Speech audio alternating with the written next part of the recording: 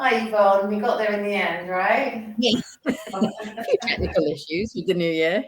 Innit? So Always the thank you for doing this for me today. I do really appreciate it. And so so this is the Midlife Blog podcast, and yeah. we're going to talk today about reinventing yourself after 50. So Mm. just fill us in a little bit about yourself. So I'll keep it very short because I'm very old now. I'm actually 61 now. Uh, so I've got quite a potted history. So when I got married very young and had kids very young, so it was literally marry the boy in the next village kind of thing. Have two kids, and I was a stay-at-home mum for ages. But I always wanted to be a journalist. So when the boys were 5, off they went to school. And I went into journalism for about 25 years, a long time. And then eventually in 2010, I got made redundant. And at the time, I was dating this PT instructor. And randomly, I don't know what the heck led me to do this, but we thought it'd be a good idea to set up a boot camp business. So we did. And that, it's really funny when you look back on your life and you see the paths that you've taken. It was all kind of meant to be. But it was very odd at the time because I'd never worked in fitness. And I ran my own boot camp, and we did it. We were very successful. We had like 9 sites all over the UK, mainly Nottinghamshire. But yeah, they were everywhere, and we were doing online training as well. And it was really successful. And then other people wanted to know how we'd grown so fast. And so because my background was media, I taught them how to do press releases, how to get in the media, how to grow your business using the media. And then that led on to social media, which became a big thing. And I had my own business for ages, like a media company, teaching other fitness professionals how to do that basically. And at the same time was doing a lot of self-development as well. And so I kind of created this Life Pie project, which worked integrated into my program of online suites. And so, yeah, the business just grew and grew and grew. And then COVID hit. The boyfriend had gone already. So the boot camp had gone. And then COVID hit. And then, I don't know, the world just changed, didn't it? And I decided I wanted to go back out and work with people in the real world rather than being online all the time. And now I am an author, and I work in a secondary school teaching kids all about reading. So it's been quite the journey. So you've just recently done your book, which was what Yeah. kind of what we were talking about before. So what made you want to write the book? Like, what was your inspiration for that? It was partly because as a woman, when I started writing it in 2018, would you believe? And I've only just got it published. Well, it's going to be published in April. And it was mainly because I was traveling quite a lot. And every time I got to an airport, I always look at the bookshelves to find a good book to read. But every time I went to the shelves to find a good book to read, there was never any books about me and my friends who were women over 45, basically. A variety of different women. And a lot of us were entrepreneurs working for ourselves. A lot of us were traveling, living that that laptop lifestyle. But there was nothing out there. Whenever you read anything about women of a certain age, they were always A, menopausal, and B, just getting divorced and about to reinvent themselves. It's like the whole world revolves around this man, you know. It's like, oh, I no longer have him. I need to find another man to replace him. And I was like, no, this isn't me or my friends. And so I wrote the kind of book that I would like to read. And it was inspired by my friends, basically. I think though that is sometimes how these ideas come about, isn't it? Yeah. Yeah. Like, I remember when I started my fitness clothing range, was because I was sick of looking in the shops and it all being like rubbish that I didn't want to wear. And I was like, well, Yeah. I'll make it myself. Yeah, exactly. Yeah. And that's kind of how it does. That's how it goes, isn't it? Definitely. So the whole reinvention thing. So how do you feel that, like, obviously when you turned 50, did you feel that there was a shift that you wanted to do more? Like you said, you were traveling and things like Yeah. that. So how did that affect you? I feel like I feel like I change every decade, really. Every decade brings new challenges, let's say. And I do have chronic anxiety. Oh, it's just gone very dull in here, hasn't it? I do have I have chronic anxiety, but I try not to let it stop me doing anything. Um, so yeah, I feel like I do get bored as well very easily. So even though I worked in journalism, let's say for 25 years, that was lots of different kinds. So I would start off on my local paper, and then I went to a bigger paper, and then I went to magazines that worked for a press agency, and I ended up in radio, and then finally I was an editor. And so I'm always constantly changing and growing. I'm a constant learner, and I think you're probably the same. You love to learn, and I just love to take opportunities as they arise, and just, I don't know, kind of dip your toe in the water and see what happens. And luckily for me, things have always gone quite well. Do you think that there's a lot of women that get to that age and feel quite stuck, or like it's quite a funny time, isn't it? Because maybe your kids have left home, maybe your parents are elderly, maybe, you know, there's almost like a retirement pending. Like, so it's quite a weird time, isn't it, in a woman's life? So do you feel that maybe some women feel it's too late to do, I don't know, fun, exciting things anymore? I know, really, it's the opportunity, it's the best time, isn't it? Yeah. It is a weird one. I think lots of things happen all at once. We do get sandwiched between our kids who are now growing up and, like you say, leaving home. And me and you had a conversation about that last week. And it does leave you feeling bereft and almost like your purpose in life has gone. It's like, well, what am I supposed to do now? And then on the other side, you've got aging parents. So you're sandwiched in between these children who are grown up and don't really need you anymore. And then the parents start pulling on you a little bit more because they need you more. And it's, well, when's my time? When do I get to do what I want to do? And then I think, especially when you start hitting menopausal times, your confidence starts to dwindle as well. Like, I hate driving at night.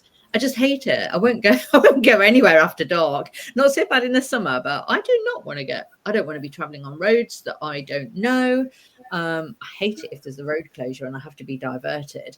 It's like, I don't know, confidence just goes. But I am a believer in that feel the fear and do it anyway. There was a brilliant book by Susan Jeffers that I wrote when I first started in my business. And I think the ones that you read when you first start in business are the ones that stay with you. And I read two. I read that one and I read The Compound Effect. I can't remember. I think that was Darren somebody. I think it was Darren somebody. And both of those books stayed with me. And I use both elements of that.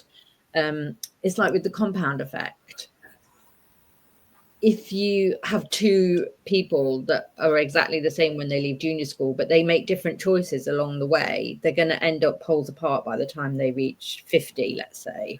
So that's always kind of fascinated me. It's about the choices that you make and the habits that you develop that help you to stay on track, basically. It's like that kind of sliding doors, isn't it?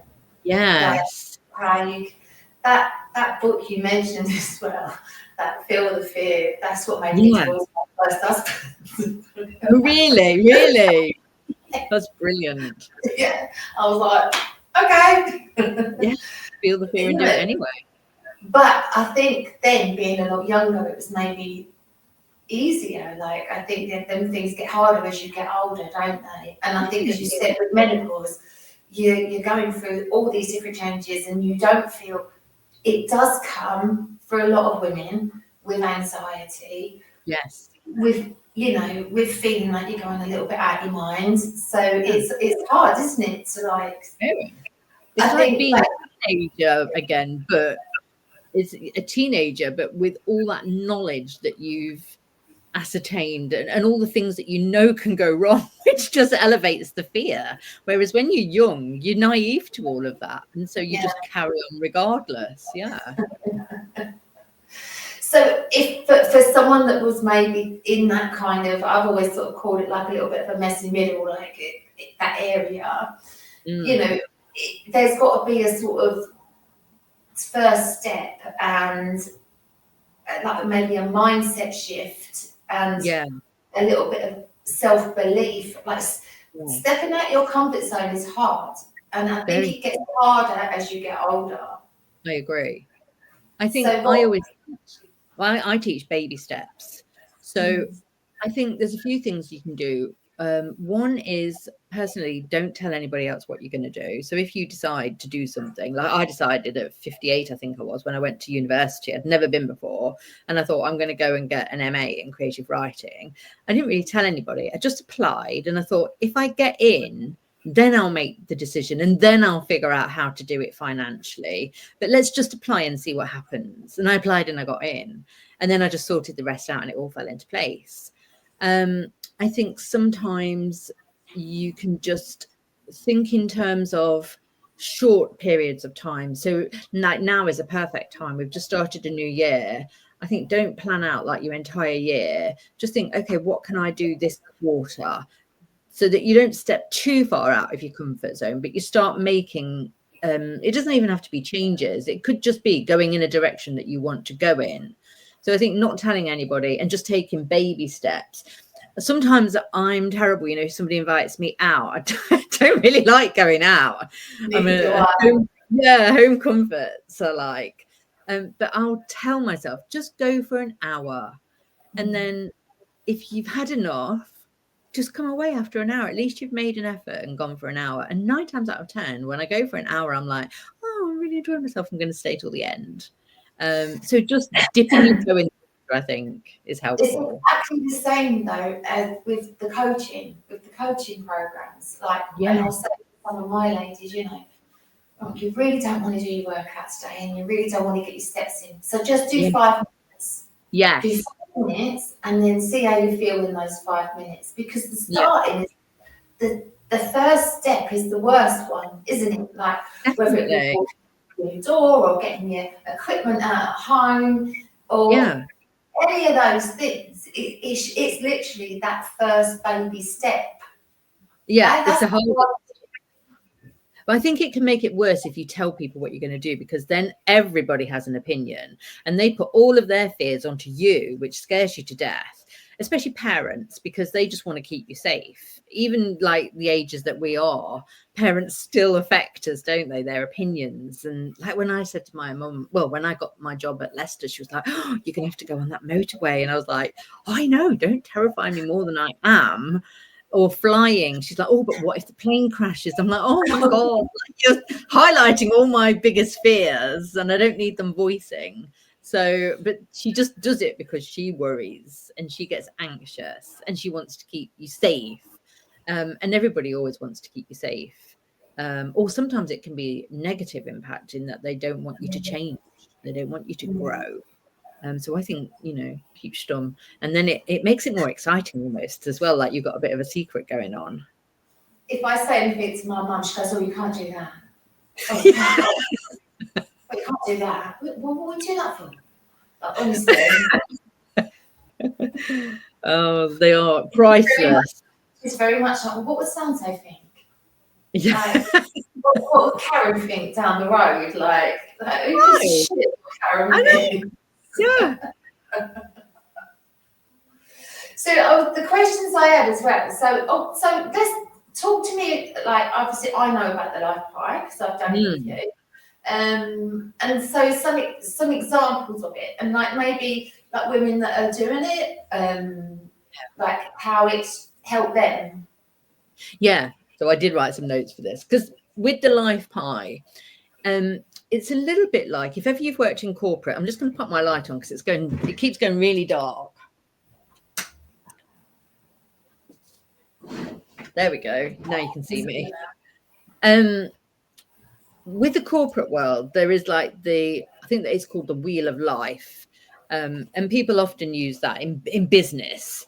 And that's things like your business section, your money, health and wellness is always in there. Because you've got to stay healthy, and people. But then when I created mine, I was influenced by Julia Cameron's The Artist's Way, where she combines art and kind of business as well. And it's all about living consciously. And in my sections, I added in a passion project because I feel women don't give themselves, well, they give to everybody else and they never leave any time for their own passions. So I wanted everybody to have a passion project. And actually that section alone was interesting because when I started this, a lot of the women, they always choose to focus on other areas of the pie. They never have anything in the passion project. And yet when COVID struck, everybody had a passion project. It was fantastic. So that was really interesting. Yeah. And then COVID actually really did bring, as much as obviously it wasn't a great time, yeah, but I think it really did make people almost like focus on themselves a little bit more because they had the time. Everyone reframed. Rush. Yeah, yeah. The other sections are adventure, and that can be, it's not just about travel, it's about stepping out of your comfort zone. So it might be learning something new, for example, even if it's just like a new language or a new skill. Time out. We're very bad at giving ourselves time out, and that can be 5 minutes a day to yourself, especially if you've got little children. It's hard just to get that 5 minutes. I'm sure you remember that, and I definitely remember locking myself in the loo, which is awful, just to keep them from being around my ankles. It's like, just give me 5 minutes and then we'll be all right. And then also one that I added last year was emotional health, because I think people struggle more and more with emotional health. There's so many people pulling at us all the time. And then you've got, social media as well, which is a different layer that we all have to deal with nowadays. So emotional health is another element, not just health and wellness. So some examples. One of the things we do, which was taken from Julia Cameron's The Artist's Way, is to go on solo dates. I mean, I live alone, so I am always going on solo dates. And to me, well, even to me, though, sometimes I would find it difficult to go into a pub, for example, and sit on my own and have a drink in a pub. I would go to a cafe. I would go to the cinema on my own. And I've even been to a concert on my own.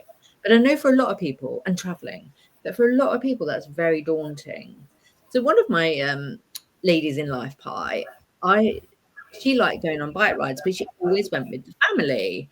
And I was like, oh, that's weird. Why would you always go with the family? Why don't you ever go on a bike ride on your own? Because you like it so much. And she wanted to get healthier.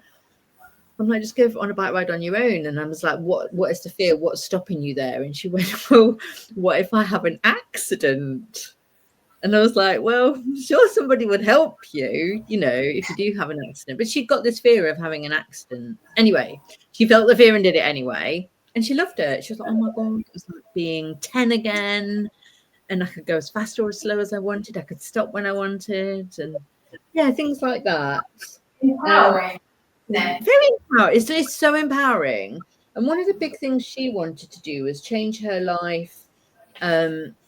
She wanted a property by the sea that she could rent out Airbnb style. And in the end, she ended up with 2.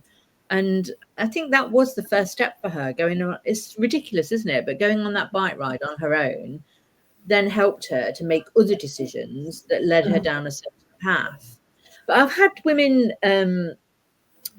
approach people to see if they could go on stage with them, to present what they teach. And people say yes. I had one woman who ended up working in Hollywood randomly. I mean, these are like big highlights. But even just going to the cinema on your own, the women that had never done it before, they were blown away by how empowered they felt. And then that gave them the confidence to do other things. I think it does though, doesn't it? I mean, our next question was all about mindset.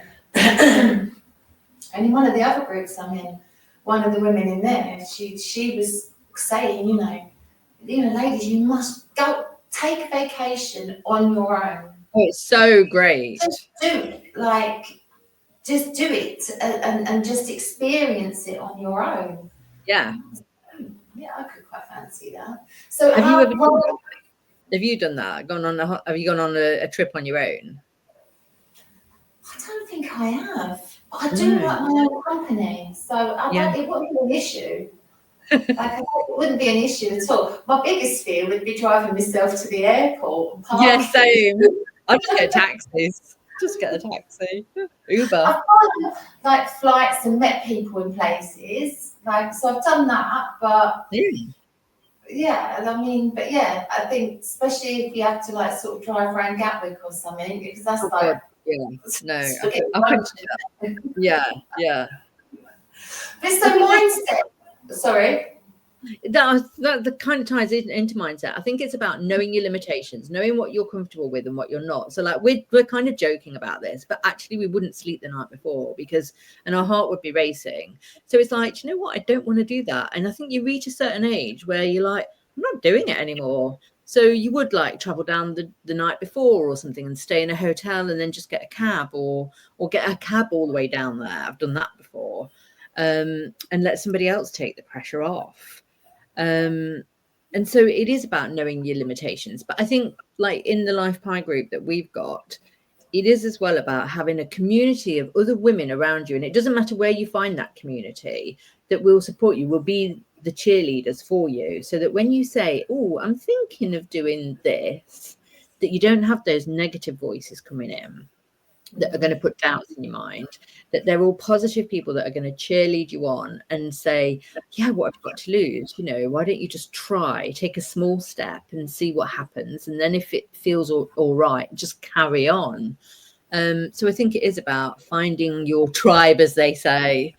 That is so true, isn't it? Like even with, I went for a coffee with a friend this morning, and we were talking exactly about that, about being around, finding inspiring women to be around.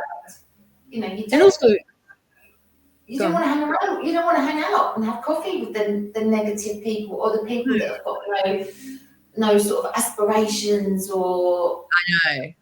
And I think, as I say, like this is all about sort of 50-ish. Yes. You need it more than ever. Yeah. I think it's yeah. We need to talk more about normalizing feelings and things that we kind of want and don't want. Like we're talking about, you know, driving long distances. We just don't want to do it anymore. And that's not unusual, because when I used to drive a little sports car. I would be at, you know, when I was a journalist, I'd be here, there, and everywhere. I would easily drive at 70 miles an hour everywhere, like not even through villages, but almost, you know, I would just be like 70 miles an hour all the time. Now, if I drive at 50, that feels like 70 to me. And I know that sounds like, oh God, you're such an old biddy. And I've got a little Fiat Uno now. So I literally don't care. I don't give a shit, because I'm comfortable going on the roads that I want to go on. And if you want me to go off that, then I'm not doing it. I'll find a different way around it. But it's not just about that. Like we had a conversation about empty nesters, and it's just nice to know that you're not alone. And as soon as you realize that actually these feelings that are very amplified in your head and are going round and round and round, and you think you're weird, everybody's having the same feelings. Sometimes you don't want to voice it because it might be just something quite small. But then when you say it to a trusted group of people, they're like, oh God, I'm so glad you said that, because that's exactly what I'm thinking. Like the other. That was one of the hardest, I would say, the hardest year for me. Yes. Continuously breaking down. Thought I was going crazy. Not thought I was going crazy, but thought I was overreacting, for God's sake. Like, he's having the time of his life, like fresh as brick. And someone put me in a group on Facebook called like the parents of children that had gone to university. Nice. Once I got in this group and I'm scrolling through, like literally every woman is like, oh my God, I broke down today. Oh my God, I'm sitting on the bed. Oh my God. And I was like, okay, this is I'm actually okay. Like it's not, I've not lost my mind. But as you say, it's just being, you do feel that you're the only one feeling like. And I would imagine, you know, if you're at this sticky point of like, there's so many roads you can go down, like, isn't there? Like, as we're saying about sort of 50 plus. Yeah. And it really is the prime opportunity if you've got, you know, and it's okay to say no to driving at night, isn't it? Yeah. But if there's maybe things that you want to do, like even like with your book or things like that, it really is the right mindset, the prime opportunity. Yeah, because what have you got to lose? I think what we become very aware of, and this certainly hit me once I hit 60, which was last year, is suddenly you start thinking that you've got more time behind you than you've got in front. And I'm a big believer in, do you know what, we're all going to live to be 100 nowadays because of modern medicine. So I'm still thinking, you know, I've still got like 39 years now because I've just hit 61. But I'm like, I've got 39 years. I could build a whole new business, or like I could become a best-selling author, or I'm, you know, I am a dreamer. But then also I do put the action into to make the dreams come true, so to speak. But I think as you get older and you hit that midlife, you do start reflecting and not necessarily regretting your decisions. I think we're thankful for the decisions and we've learnt from the mistakes. And it's like, okay, let's draw a line under that and let's move forward. So if we're going to move forward, how do we take those lessons and move forward in a way that is authentic to us and that we feel aligned living that kind of life? The last thing you want to do in the latter part of your life is live a life that you don't feel comfortable in and do things that you're not fully aligned with. And that sounds a bit woo-woo, but it makes you ill if you try and live in that way. And the older you get, the more your health resonates with you as well. And so I think it's all linked. And I think we have to be strong and stand up for ourselves. Yeah, and just go for it. And so do you also think as well that even when I cried when I turned 50, I ain't gonna lie. Yeah. I was well depressed. But I know. Do you think that, like, at this age, most of us have got grandchildren? I've got one. I've got a second on the way, actually.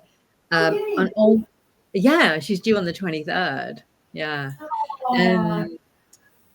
Being a grandmother, that happened to me. Well, she's 2 at the weekend, actually. Oh my God. I never thought about it. I didn't cry when I was 50. I went to Jamaica for 3 weeks when I was 50 and loved it. Yeah. But when I was 60, I think I had my midlife meltdown. It was a terrible year last year. And both my boys are now married. And like you say, they start having families of their own and everything. And so I felt quite bereft. And you felt it in a different way because your youngest went to university. But I just felt as a mother, what is my role now? And I think I did have some kind of midlife crisis at 60. What was I going to say there? I was going to bring up a really good point that has completely gone because, you know. We were talking about grandchildren because I was thinking that even though, like, obviously, my son goes off to university and so term time, there's no one here. But I have 8 grandchildren. Yes. So there's still a sense of not guilt, but actually, there is, because I would feel if I was to phone Marla up and go like, all right, girls, just popping off to Jamaica for a couple of weeks, they'd be like, are you serious, Mum? Like, I know. I have thought about this. So there's a guilt. As females, we carry this guilt to be on hand for everybody else. Yeah. I wasn't expected for the joy I felt at the birth of my grandchild. Oh my God, she's the best thing in my life because obviously I love my children, but it's just amplified when you have a grandchild because it's the child of your child. And I just wasn't prepared for how much I absolutely adore her. And I love to see me in her. I love to see my son in her, my daughter-in-law in her. She encompasses everything. And at this time of year, I used to go and live in Malaga for 3 months, like January, February, March. And now I think, well, I can't leave Lulu for 3 months. I'll miss her and she'll miss me. But then actually, the older she gets, I think, well, do you know what?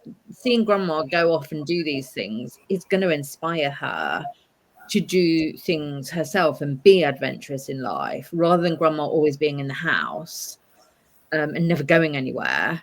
I think the older she gets, I can still FaceTime her. So who knows? I might start going back to Malaga for 3 months. I don't know. I am torn though. We should make it compulsory in the group. Like, okay, so you can join the group, but on these 3 months, we're going to Spain. Oh my God, could you imagine? That would be good. That would be so good. And we're all like, oh, well, sorry guys, we've got to go because, part of the group. 12 weeks. New project.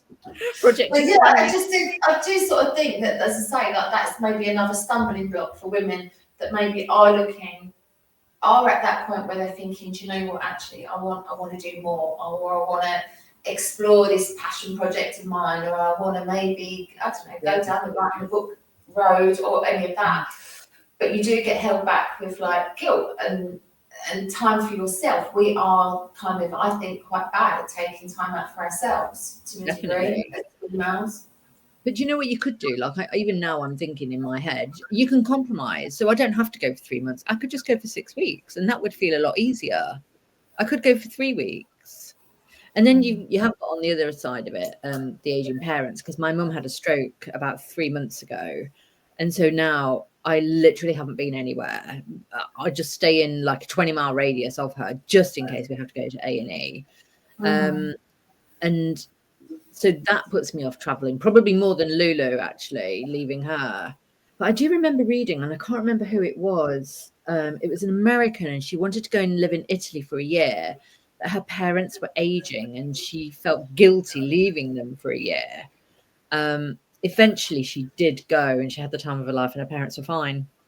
And then she came back to America, and life just carried on. So I think, at the end of the day, it's a flight, isn't it? It's a flight. You can always get a flight.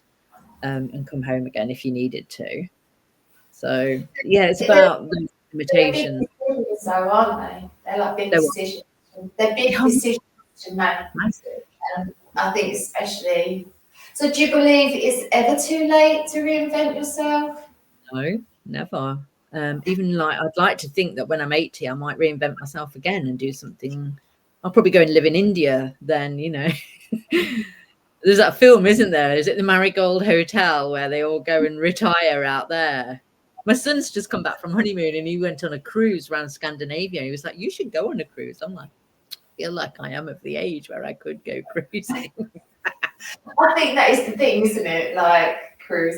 But it's kind of, I suppose it's quite safe, isn't it? Like you would feel quite safe. Like you'd feel quite safe, like, because there's so many other people. What was the other questions I've had for you? I can't remember now.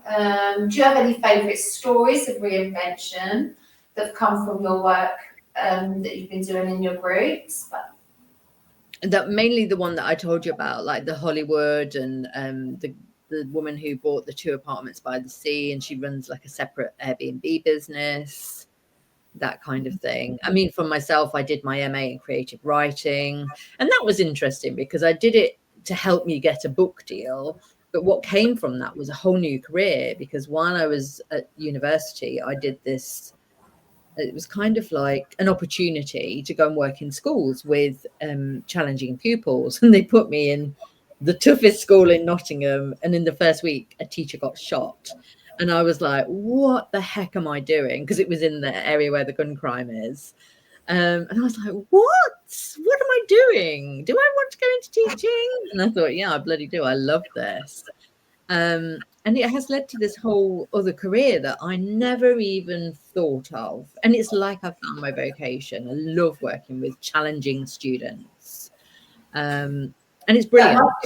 It must be very rewarding. Yeah, so rewarding.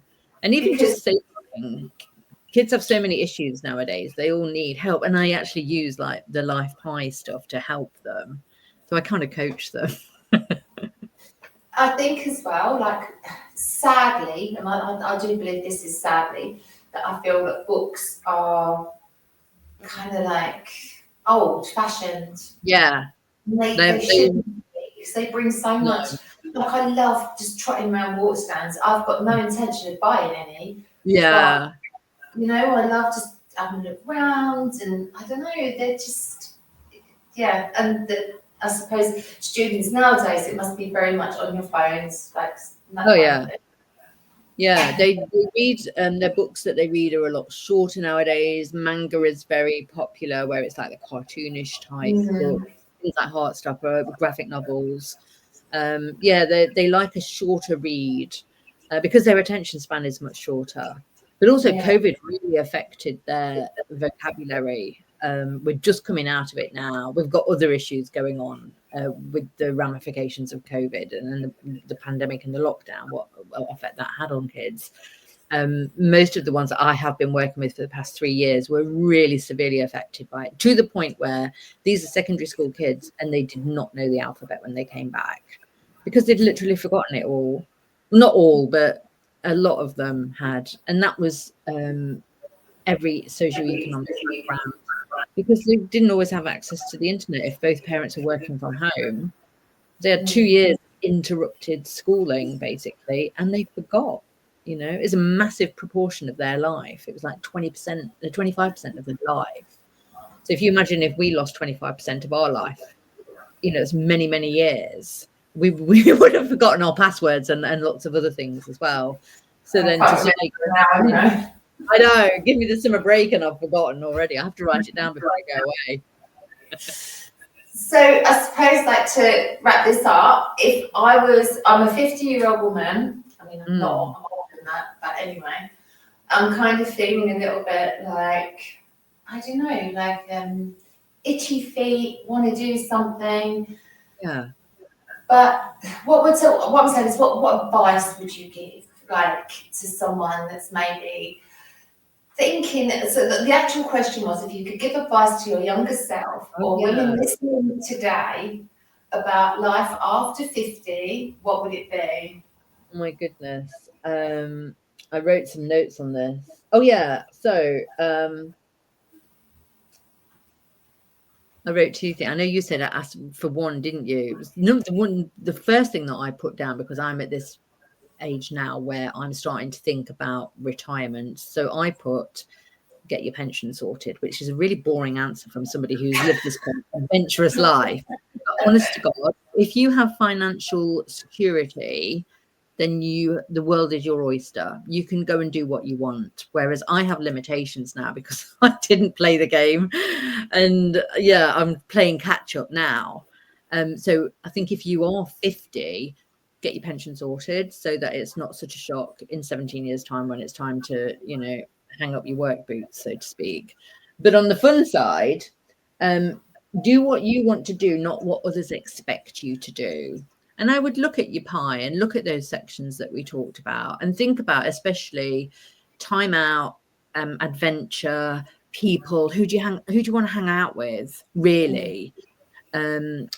Where do you want to go in the world? How can you combine those things? What do you want to do work-wise? Is there a way that you can combine those? We do a lovely exercise in the life pie. We don't do it every time, but usually once a year we write a list of all the things we love to do, and then we write a list of products that we think our clients might buy, and we try and link them. So my example was years ago now, in 2014, I was a writer, obviously, and I am a blogger, and so I'm always blogging. So I thought, well, I could teach a blogging workshop. Where would I want to do that? Paris. I'd like to stay there for a month. And so I basically priced it up. It's like, how can I live in Paris for a month? If I sold 10 tickets, how much do I need to charge? How can I fund this? And I did it, and it was one of the best months of my life. And I did my blogging workshop, and I stayed in Paris for a month. And anybody can do that. Anybody can think, where do I want to be in the world? How can I make it happen? Who do I want to be there with me? So I had amazing people came out and did it. Jane was there from our group. She came out, and it was wonderful. And so, yeah, think about what you want to do, and then don't tell anybody. Just plan it. Just put it out there. Don't plan it too much. Just put it out there. See if the universe delivers, and then crack on with it and take the next step, and then the next step. I think as well, you could almost even start with what you don't want. Yes. You are, couldn't you? Yeah. And I'm like, okay, I'm in here. I don't want this, and I don't want this, so I need to do this. Like, taking those small steps, isn't it? Or you can flip what you don't want. So if there's a person that you don't want, like let's say your mother, like she has a negative, let's say she has a negative voice in your ear. You can't get rid of her, but you can flip it. And so you could never talk to her about business, for example. Just take that off. She won't even notice. She'd probably much rather talk about what she's having for dinner that night anyway, or something like that, or where you're going on your next holiday, that kind of thing. So you can flip situations to turn them to your advantage and make life easier for yourself. So it avoids that conflict. So what new ventures are you excited about, and what is next for you? Well, I need to give this some more thought, but there are some immediate things happening. So my book called Dandelion Yellow is coming out in April 28th. And we're at the final stages of getting that ready. So the proofs have gone and the publishers are about to send me the book cover, which I can't wait to see. And then the final proofs come back for my approval. And then that's it done. It's all ready to be printed. And I think I get some hard copies in March. And then I'm going to be obviously pushing for sales on social media, that kind of thing. And in the book, the women is two best friends and a third friend who's like a mutual friend who's running this life pie retreat in Spain. And their lives are a mess. They're about to turn 50. Their lives are a mess. One's lost her husband. The other one's about to get married and realizes she doesn't want to marry this loser. So she dumps him. And they go to this retreat to find themselves. But shit hits the fan basically, and stuff comes out that's happened in the past that threatens their entire lifelong friendship. So it's about female friendship. It's very much a love letter to female friendship, but it's all encompassed in this life pie retreat. And I would love women to read it and then think, oh, I want to do some life pie work. And then we'll grow our community and have more people in the Life Pie community. And then my dream is that maybe twice a year I run a Life Pie retreat in places in the world where I would like to go. And that would be that's good, because we're all about Pilates retreats and fitness retreats and stuff like that. So that would be good to actually go and work on yourself. Yes. Yeah. Because there's lots of everyone's into meditation, like like I think, yeah. I mean, there's nothing wrong with going to meditate, but I mean, I'm just saying there's other, as you say, like you could go with friends and yeah, you can work on your life pie together kind of thing. There's just so many different permutations that you can do with it.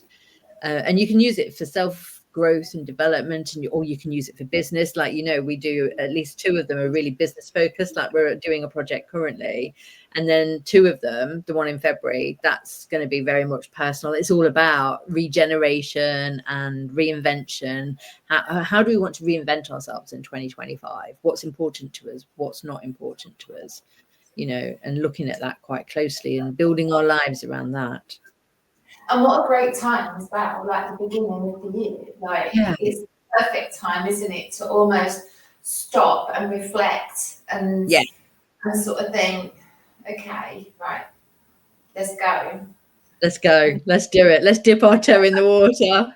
Yeah, and I think out of all of this whole podcast, I think my take from it would be, if you are feeling stuck, find yourself like some cheerleaders. Find yourself inspirational women that you're going to spend time with and think, actually, I can do this, or whatever it is.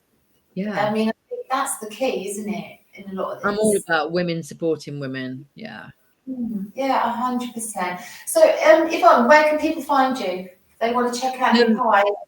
Yeah, so YvonneRadley.com is my website, currently being updated all the time, especially when the book cover lands, because that's going to be on there.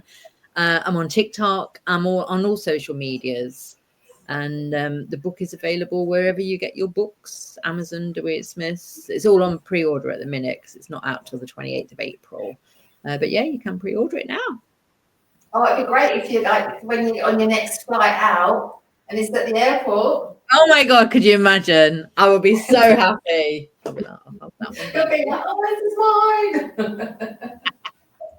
mine. I'll take a picture, take a selfie. 100%. Stick that on TikTok. Thank you so much for today. I've really loved talking to you. Yeah, awesome. Thank you so much.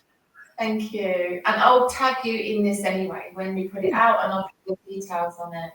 Okie dokie, darling. Thank you. Thank you. Bye.